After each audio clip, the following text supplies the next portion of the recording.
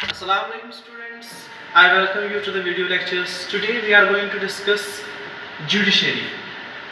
अभी तक हम जो इस चैप्टर में पढ़ रहे थे वो वर्किंग ऑफ द इंस्टीट्यूशंस पढ़ रहे थे। हम इंडियन डेमोक्रेसी में सेंट्रल लेवल के इंस्टीट्यूशंस पढ़ रहे थे। थोड़ा सा मैं आपको रिकैप्चुलेट कराता हूँ। सबसे पहले हमने लेजिस्लेचर के बारे में पढ़ा और लेजिस्लेचर वो इंस्टीट्यूशन है गवर्नमेंट का जिसका काम है टू मेक लॉज, ये लॉज बनाते हैं। इसके बारे में आप लोगों ने डिटेल में पढ़ा। इसके बाद हमने दूसरा इंस्टीट्यूशन सेंट्रल लेवल गवर्नमेंट का पढ़ा जिसको हम एग्जीक्यूटिव कहते हैं। और एग्जीक्यूटिव का काम जो है वो टू इम्प्लीमेंट लॉज है, लॉज को इम्प्लीमेंट करते हैं। लेजिस्लेचर ने लॉज बनाए, एग्जीक्यूटिव ने इम्प्लीमेंट किए। अब हम थर्ड इंस्टीट्यूशन पढ़ने जा रहे हैं, ये जुडिशरी है। अब जुडिशरी का काम क्या है? लेजिस्लेचर ने जो लॉ बनाए, एग्जीक्यूटिव ने इम्प्लीमेंट किए, इन लॉज को डिफेंड करना। फर्स्ट हम कहेंगे डिफेंड लॉज, यानी जुडिशरी की जो फंक्शन है it is to defend laws. अगर कोई लॉज को ब्रेक कर रहा है, कोई लॉज के खिलाफ जा रहा है, उसको पनिश जुडिशरी करता है, यानी जुडिशरी डिफेंड करता है लॉज को। ये हम देखते हैं। दूसरा, अगर इन लॉज की वजह से कोई कॉन्फ्लिक्ट पैदा होता है तो सॉल्व कॉन्फ्लिक्ट्स।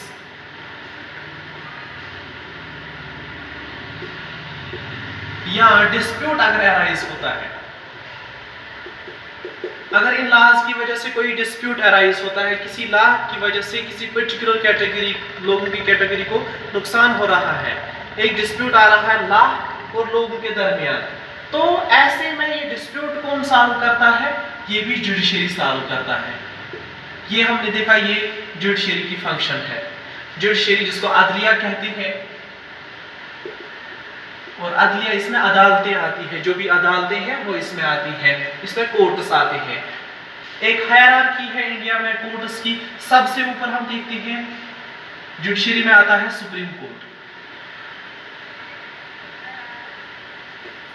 जो सुप्रीम कोर्ट है ये पूरी कंट्री के लिए एक ही कोर्ट है। इसके डिसीजंस पूरी कंट्री पे जो है अप्लाई होते हैं, लागू होते हैं। पूरी कंट्री के लिए सुप्रीम कोर्ट काम करता है। ओवरऑल फंक्शनिंग जो है कोर्ट्स की ये यही सुपरवाइज करता है। इसके बाद हम देखते हैं यूनियन टेरिटरीज में या अलग अलग स्टेट्स में अपना अपना कोर्ट होता है जिसको हाई कोर्ट हम कहते हैं।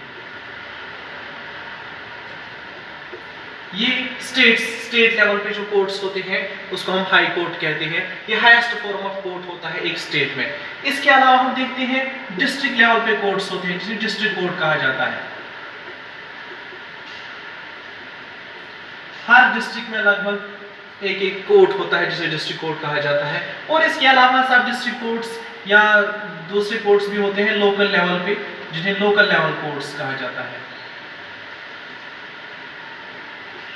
ये हायरार्की है जुडिशरी सिस्टम की इंडिया में। सबसे ऊपर हमने देखा सुप्रीम कोर्ट है, फिर अपनी अपनी स्टेट में अपनी अपनी स्टेट का एक कोर्ट है, इसे हाई कोर्ट कहते हैं, फिर डिस्ट्रिक्ट कोर्ट है और लोकल लेवल कोर्ट है। ये सारा सिस्टम जो है ये इंटीग्रेटेड है। हम देखते हैं जो सुप्रीम कोर्ट है इसका डिसीजन इन सभी कोर्ट्स के लिए बाइंडिंग है। फाइनल डिसीजन सुप्रीम कोर्ट का है। इन कोर्ट्स में अगर किसी को प्रॉब्लम होती है, किसी का केस इन कोर्ट्स में जाता है और अगर ये कोर्ट्स फैसला सुनाते भी हैं, किसी पर्सन को डिससेटिस्फैक्शन है, वो मुतमईन नहीं है इन लोअर कोर्ट्स के डिसीजन से, वो सुप्रीम कोर्ट में जा सकता है, अपना कोर्ट ले सकता, अपना केस ले सकता है। ये हम देखते हैं, ये है फंक्शन इस सुप्रीम जुडिशरी की और ये इसका थोड़ा स्ट्रक्चर है। इसके अलावा हम देखेंगे अगर हम कॉन्फ्लिक्ट्स की बात करें या डिस्प्यूट्स की बात करें, कौन से डिस्प्यूट्स हैं जो सुप्रीम कोर्ट की जुरिस्डिक्शन में आते हैं, कौन से केसेस पे सुप्रीम कोर्ट अपना डिसीजन दे सकती है। सबसे पहले हम देखेंगे जो भी केसेस हो, जो भी डिस्प्यूट्स हो between citizens. Indian citizens, Hindustan के शहरियों के दरमियान, लोगों के दरमियान जो भी केसेस हो, जो भी डिस्प्यूट्स हो, वो सुप्रीम कोर्ट सॉल्व कर सकता है। सुप्रीम कोर्ट में आ सकते हैं, वो सुप्रीम कोर्ट ये केस सॉल्व कर सकता है, यानी जो भी डिस्प्यूट होंगे बिटवीन सिटीजन्स, लोगों के दरमियान। इसके अलावा और कौन से केसेस? बिटवीन टू और मोर स्टेट्स या स्टेट गवर्नमेंट्स।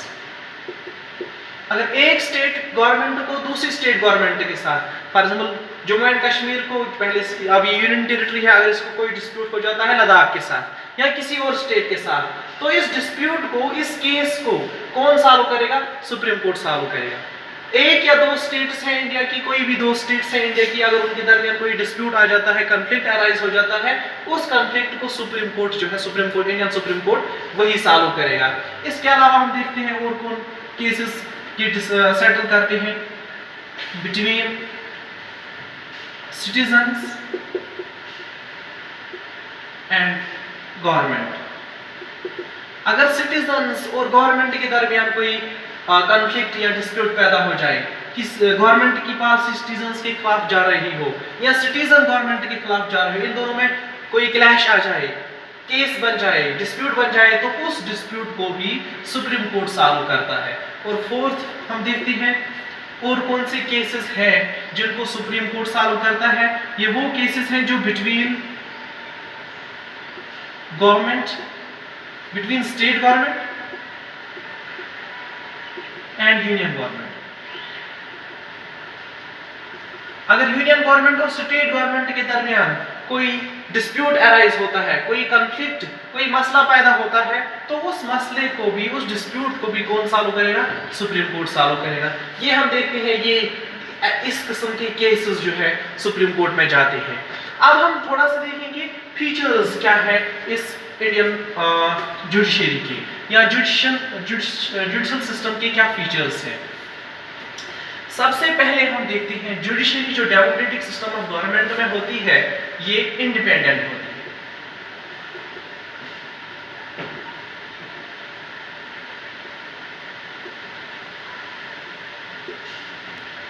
अदलिया जो है, अदालत जो है, जुडिशल सिस्टम जो है, ये बिल्कुल इंडिपेंडेंट होता है। इंडिपेंडेंट का मतलब क्या है? इंडिपेंडेंट का मतलब ये है, ये जो भी डिसीजंस ले या ये जो भी डिसीजंस ले, उन पे किसी का असर नहीं पड़ना चाहिए। मींस चाहे एग्जीक्यूटिव हो या लेजिस्लेचर हो, जो पॉलिटिकल सेटअप है, जो पॉलिटिकल सिस्टम है, वो इन पे कोर्ट्स पे अपना इन्फ्लुएंस नहीं डाल सकते। जो ये फैसले करेंगे जुडिशरी, जो फैसले करेंगे सुप्रीम कोर्ट या हाई कोर्ट, जो भी फैसले करेंगे, ये खुद ये फैसले करेंगे। इस पे ना तो प्राइम मिनिस्टर ना तो प्रेसिडेंट, किसी का इन्फ्लुएंस नहीं चलेगा। ये इंडिपेंडेंटली केसेस सॉल्व करेंगे। ये सबसे इंपॉर्टेंट फीचर है जुडिशरी का। इसमें हम देखते हैं, आपने पहले भी पढ़ा होगा कि जो जजेस हैं, जजेस ऑफ सुप्रीम कोर्ट है या हाई कोर्ट है, उनको अपॉइंट कौन करता है? President of India. प्रेसिडेंट, आप देखिए, प्रेसिडेंट करता है अपॉइंट जजेस को, लेकिन प्रेसिडेंट खुद उनको अपॉइंट नहीं करता है। जब पहले पीएम एडवाइस करता है, पीएम प्रेसिडेंट को एडवाइस करता है कि किसको एज अ जज अपॉइंट करना है, लेकिन ये दोनों भी इंडिपेंडेंटली ऐसा नहीं कर सकते। अगर ये चीफ जस्टिस को, CJI, chief justice of India, जब चीफ जस्टिस ऑफ इंडिया को ये कंसल्ट करेंगे, तभी जाके ये जजेस को जो है अपॉइंट कर सकते हैं। मेरा मतलब है, जो चीफ जस्टिस ऑफ इंडिया है, चीफ जस्टिस, ये सीनियर मोस्ट जज होता है। सीनियर मोस्ट जज जो होता है सुप्रीम कोर्ट का, उसको चीफ जस्टिस अपॉइंट किया जाता है। अब जो सबसे सीनियर जज है, वही ये डिक्लेयर करता है, वही ये डिसाइड करता है कि बाकी कौन से जजेस हैं जिनको नॉमिनेट किया जाएगा सुप्रीम कोर्ट में या हाई कोर्ट में। मतलब ये है कि सीनियर जज ही दूसरे जजेस को नॉमिनेट करते हैं।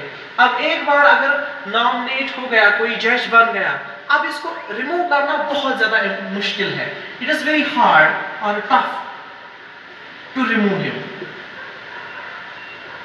जज को, सुप्रीम कोर्ट के जज को रिमूव करना बहुत ज्यादा मुश्किल है। ये इतना ही मुश्किल है जितना प्रेसिडेंट ऑफ इंडिया को रिमूव करना मुश्किल है। कैसे किया जाता है? इसके खिलाफ इंपीचमेंट मोशन चलाई जाती है।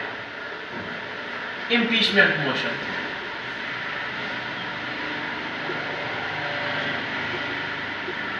अगर किसी जज को सुप्रीम कोर्ट से निकालना है, अगर इसको निकालना है बाहर ऑफिस से, तो इसके खिलाफ इम्पीचमेंट मोशन पास करनी है। ये इम्पीचमेंट मोशन लोकसभा में भी और राज्यसभा में भी पास करनी है। मीन्स 2 हाउसेस ऑफ पार्लियामेंट जो है लोकसभा और राज्यसभा, पहले लोकसभा में भी पास करनी है और राज्यसभा में भी पास करनी है। और इसके लिए सिंपल मेजॉरिटी नहीं, बल्कि इसके लिए 2/3 स्पेशल मेजॉरिटी चाहिए। 2/3 मीन्स 66% लोकसभा से इस इम्पीचमेंट मोशन को पास करने चाहिए और राज्यसभा से भी 66%, तभी जाके सुप्रीम कोर्ट के जज को रिमूव किया जा सकता है, इम्पीच किया जा सकता है। मेरा मतलब है कि बहुत टफ है जज को रिमूव करना, इसको इजी नहीं है कि इसको ऑफिस से रिमूव किया जाए। अभी तक इंडियन डेमोक्रेटिक सिस्टम में ऐसा कभी नहीं हुआ है, इंडियन डेमोक्रेटिक हिस्ट्री में कभी ऐसा नहीं हुआ है कि यहाँ पे किसी जज को इम्पीच किया गया हो, जिसको ऑफिस से बाहर निकाला गया हो। तो ये था कि जो जुडिशरी है ये इंडिपेंडेंट है, ये अपने डिसीजन जो लेती है ये खुद लेती है, इसमें किसी का जो है इन्फ्लुएंस नहीं होता है। नंबर 1। अब दूसरा फीचर जो है जुडिशरी का, that is it is final interpreter of laws.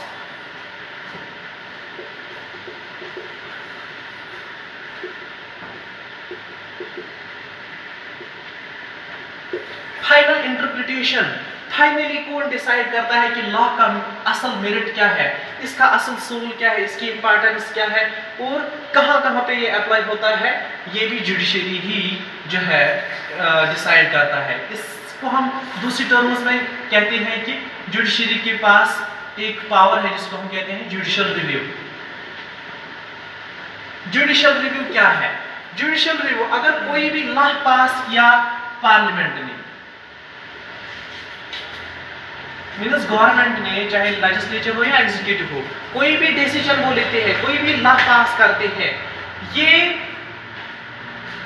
इसको जुडिशरी जो है, इसको सुप्रीम कोर्ट जो है ये रिव्यू कर सकता है, फिर से देख सकता है। अगर जुडिशरी को लगे ये लॉ जो है, ये एक्शन ऑफ द गवर्नमेंट जो है, if it goes against constitution, अगर ये एक्शन ऑफ द गवर्नमेंट या अगर ये लॉ अगेंस्ट कॉन्स्टिट्यूशन जाता है, तो जुडिशरी इस लॉ को इनवैलिड करार दे सकती है। तो जुडिशरी इसको डिक्लेयर कर सकती है कि ये लॉ जो है ये इनवैलिड है because it goes against constitution, क्योंकि ये लॉ या ये एक्शन ऑफ गवर्नमेंट जो है ये कॉन्स्टिट्यूशन के खिलाफ जाती है, इसीलिए ये लॉ जो है इनवैलिड है। ऐसे हम देखते हैं, ये इंटरप्रेट करते हैं इन लॉज को। इसके अलावा हम और एक चीज देखते हैं, इंडियन सुप्रीम कोर्ट जो है इसने डिक्लेयर किया है कि जो बेसिक फीचर्स हैं इंडियन कॉन्स्टिट्यूशन के, उनको अमेंड नहीं किया जा सकता। जो बेसिक फीचर्स हैं इंडियन कॉन्स्टिट्यूशन के, उनको चेंज नहीं किया जा सकता। फॉर एग्जांपल, बेसिक फीचर में हम देखते हैं फंडामेंटल राइट्स हैं। बेसिक फीचर में हम देखते हैं इंडिया में फेडरल सिस्टम ऑफ गवर्नमेंट है। बेसिक सिस्टम में हम देखते हैं directive principles of state policy है। बेसिक स्ट्रक्चर में हम देखते हैं इसमें सॉवरेनिटी ऑफ कंट्री है, या इसमें सेक्युलरिज्म है। सेक्युलरिज्म, ये चीजें जो है ये बेसिक स्ट्रक्चर या बेसिक फीचर्स है इंडियन कॉन्स्टिट्यूशन के। अब सुप्रीम कोर्ट ने ये डिक्लेयर किया है, वाज़ेह किया है कि इन चीजों को कोई भी चेंज नहीं कर सकता, ना इनको प्राइम मिनिस्टर चेंज कर सकता है, ना पार्लियामेंट, ना प्रेसिडेंट, कोई भी नहीं। ये सुप्रीम कोर्ट का पावर है। आप देखते हैं कि सुप्रीम कोर्ट ने इन चीजों को डिक्लेयर किया है कि ये चेंज नहीं हो सकती। इसके अलावा हम थर्ड इंपॉर्टेंट फंक्शन देखेंगे, फीचर देखेंगे जुडिशरी का इंडियन गवर्नमेंट सिस्टम में, वो ये है कि इट इज गार्डियन ऑफ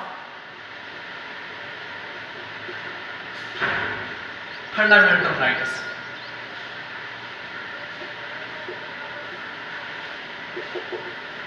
जो फंडामेंटल राइट्स हैं, जो बुनियादी हुकूक हैं इंसान सिटीजन्स के, उनका गार्डियन, उनका मुहाफिज जो है वो सुप्रीम कोर्ट है। जो हमें राइट्स इंडियन कॉन्स्टिट्यूशन देता है, right to equality, right to freedom, right to freedom of religion, ये ऐसे कल्चरल एंड एजुकेशनल राइट्स, ये फंडामेंटल राइट्स 5-6 फंडामेंटल राइट्स आप नेक्स्ट चैप्टर में पढ़ेंगे। तो इन राइटर्स, ये राइटर्स जो है ये इंडियन सिटीजन्स को दिए गए हैं। अब अगर ऐसी सिचुएशन बनती है कि इन राइट्स की अगर कहीं भी वायलेशन होती है, अगर ये बेसिक फंडामेंटल राइट्स जो है, फंडामेंटल राइट्स जो है अगर ये कहीं पे वायलेट किए जाते हैं, किसी सिटीजन को मतलब ये राइट्स नहीं मिलते हैं, उस पे कोई दूसरा एग्रेशन करता है, इसके राइट्स छीन लिए जाते हैं, ऐसे में क्या होता है, वो कोर्ट में जा सकता है, वो जुडिशरी के पास जा सकता है, सुप्रीम कोर्ट के पास जा सकता है, वो अपना केस फाइल कर सकता है वहां पे, एंड जुडिशरी फिर इसके लिए वहां फैसला करेगी। ये हम देखते हैं। अगर कहीं पे कोई पॉलिसी ऑफ गवर्नमेंट है या एक्शन ऑफ गवर्नमेंट है, डिसीजन ऑफ गवर्नमेंट है, अगर ये लोगों के इंटरेस्ट्स के खिलाफ जाता है, अगेंस्ट इंटरेस्ट्स ऑफ पीपल, अगर ये लोगों के इंटरेस्ट्स के खिलाफ जाता है, कोई भी एक्शन ऑफ गवर्नमेंट है, लॉ है, ये लोगों के इंटरेस्ट्स के खिलाफ जाता है, तो लोग सुप्रीम कोर्ट में जाके PIL रजिस्टर कर सकते हैं। PIL लोग सुप्रीम कोर्ट में जाके रजिस्टर कर सकते हैं, केस रजिस्टर कर सकते हैं, एंड सुप्रीम कोर्ट उस केस को फिर अच्छे से देखेगी और फिर वो एक्शन लेगी, अकॉर्डिंगली वो डिसीजन लेगी। ये हम देखते हैं, ये कुछ इंपॉर्टेंट फंक्शंस थी जुडिशरी की। हमने जुडिशरी में देखा क्या क्या आता है और जुडिशरी के फीचर देखिए। विद दिस ये चैप्टर क्लोज होता है। इंशाल्लाह नेक्स्ट टाइम हम हिस्ट्री के बारे में कुछ डिसाइड करेंगे। थैंक्स।